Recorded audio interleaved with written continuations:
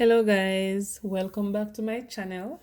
For this video, I'll be continuing to provide some multiple choice questions for persons who requested more on bearings, geometry, and other things. So let's get right into it. And remember to like, share, subscribe, and tell somebody about me. So the first one is, what is a bearing of P from Q? So right here, guys, we're given a diagram of two bearings of 2 points P and Q. As you can see, they gave us the north lines, and you know that north lines are parallel lines.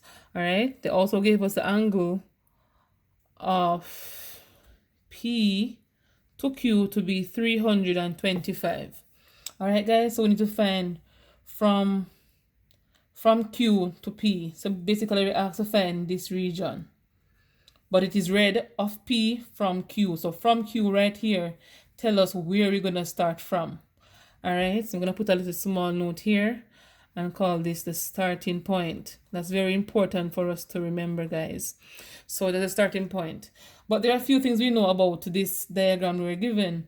We know that angles at a point, I'll put it right here. Let's say angles at a point is equal to 360 degrees. All right. So if all of this region is 325, this region here, let me call it theta, would be 360 minus 325. And this will result in 35. So this angle right here, guys, is a 35-degree angle. All right. So if we have this angle, we can find this one, because we know that between two parallel lines, we have a thing they call co-interior angles. Let me put it right here. So we have co-interior angles. And we know that co-interior angles are formed between two parallel lines and with the help of a transversal line. So we know co-interior angles equal to 180 degrees. So if this angle is 35, the angle up here would be 180 minus 35, which will give us 145 degrees. All right, guys, and that's basically how we get our solution. So the answer is 145. As you can see, guys, I've been giving you ways how to work the questions. I have not done the elimination of answers, because if you don't know what to look for, you won't have an idea what the answer is, right? Because you have to know how to work them, in my opinion. All right, the next question. In the triangle ABC, the length of AB in meter is, so I want to find the length of AB here. We're given an angle and side. So one thing we know, guys, is that when we're given an angle and in any triangle, we first can go ahead and label the sides according to opposites, adjacent, and the hypotenuse. We know the longest side, which is opposite to the 90 degree, is called the hypotenuse. So this part, we're going to call it HYP, which means the hypotenuse. This length here is opposite to the angle, so this side is known as the opposite side. I'm going to use this shortening OPP for opposite. This AB here would be the adjacent side, as the angle is sitting on this line, adjacent to it. All right, so AB is what we're trying to find. So basically, we need to know the trig ratios, and we know the shortened mnemonic for it, which is SOHCAH TOA, so SOH, CAH, CAH, TOA. All right, and so we need to find AB, which is adjacent, but we're given the hypotenuse. Which of these three requires adjacent and the hypotenuse? Already we know the answer will be the cos. So the cos of 50 is equal to the adjacent, which is going to be AB, over the hypotenuse, which is 25. We want to find AB. That means we need to make AB the subject. So to make AB the subject, we have to multiply by 25 on both sides, because it is dividing here, and the rule of integer states once you're dividing to cancel, we have to do the opposite operation, which is multiplication. So we're going to be canceling the 25. So AB is equal to 25 cos 50. And that's basically our answer. Let us see if it is right here. And so D would be the solution. All right, so let's move on to the other one. And again, guys, if you need more questions on these, let me know and I'll be sure to assist you with that. So if cos A is equal to 4/5 and angle A is acute, acute means it's less than 90. Okay, that's good. Then the value of tan A is, all right. I always go visual, guys, because sometimes when you're seeing it, you have a better idea of understanding it. Let's label it A, B, C. This labeling is based on my choice. You can choose any way you want to label it. All right, so we know that cos, if I can go back up here, cos is adjacent over hypotenuse. So we know that the hypotenuse is right here and the adjacent would be right here. And so this side will actually be the opposite. So let's put the angle right here. So the cos of an angle A is 4/5. So the adjacent is 4, hypotenuse is 5. We know that this is basically a 3, 4, 5 triangle. All right. And you know that from Pythagoras' theorem.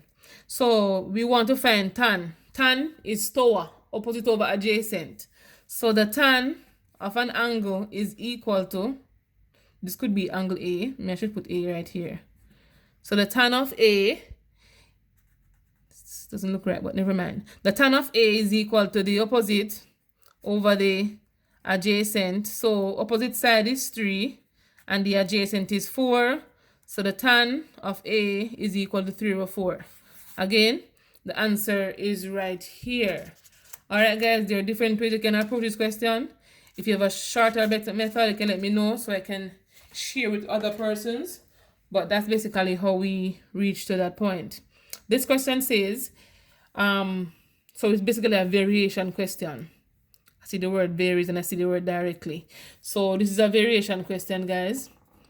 And so if x varies directly as y, then the value of q in the table is, all right, this says directly, guys. So we know that y varies x. All right, so y is equal to a of x. How did I get this a? Before this x right here, there's always a number. And that number can be represented by any letter, and I chose the letter A. So y is equal to a of x. Using this equation, I'm going to go ahead and find the value of q. So it's always best to work with when you're given in full, meaning you're given x and you're given y. So it's easier to find the scalar factor, which is the a. And so this a represents the scalar factor. All right, so let's get right into it. So y is equal to a of x. Y is equal to 20. A, we don't know. X is equal to 5. But we know that when you're writing these guys, you write the number first, then the letter. So 20 is equal to 5a. All right. Why did I use 5 and 20? Because these two, we know them. We don't know this, so we can't use an unknown with another thing. So let's go ahead and simplify to find a. Divide by 5 on both sides. That cancel. A is equal to 4. So we know a is equal to 4. We can go ahead and find the value of q. So y is equal to ax. Y, in this case, now is 10. A, we got to be 4. And x, we don't know. Let's put q. Let's go ahead and find the value of q. Divide by 4 on both sides. So q, 4 into 10 goes 2 times. You're left with 2. 2 over 4 is the same thing as a half, or 0.5. So q is equal to 2.5. Let's see if our answer is here, and yes, it is. All right, guys, I hope you understand that working out. If not, drop a comment in the section below and I'll respond to you as soon as I can. In this equilateral triangle, AB is equal to 9. That's good. They gave us one thing already. AB is equal to 9, but it says equilateral, so we know all sides and all angles equal. Let me see if I can attach it somewhere. So we're going to say all sides and angles equal. So if here is 9, this is also 9, and this is also 9. All right? So all sides and angles equal. That good. And if all angles equal, we know that angles in a triangle, the sum of it is equal to 180. If you divide this by 3, you'll get 60 here, 60 here, and 60 at this angle. All right, so we know all of that just on the equilateral triangle notation. All right, they say that D is the midpoint of AC. That means if D is a midpoint and this length is 9, here going to be 4.5, here going to be 4.5. Interesting. Let's move on. So angle ABD is equal to, so we know that once we see the letter in the middle, always represents the angle that you're asking us to find. So the angle ABD, so ABD is basically this triangle they're talking about. I'm going to shade it right here, this triangle. All right, and so ABD is equal to what? We know that this is 60. If you should split this angle, this triangle in two, we have one side here and one side here. So this would be 30 and this would be 30 degrees. All right, guys?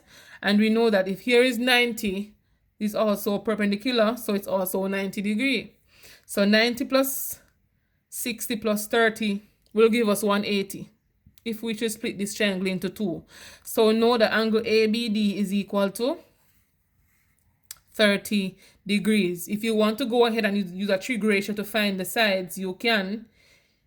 And you can do that by labeling the sides based on the angle you're given and go ahead and do all of that. So that's basically up to you guys. But I'm telling you, multiple choice, you don't have enough time. So it's always best to look at your best option and weigh it out. Remember, you can use calculators. And so if you don't know the trig ratios and the angles in your head, that's going to be a problem. So if you understand what I explained, guys, feel free to reach out to me. Drop a comment in the section below. Remember to like, share, subscribe, and tell a friend about me, guys. And come and learn something as well. All right, and I'll see you on the next series.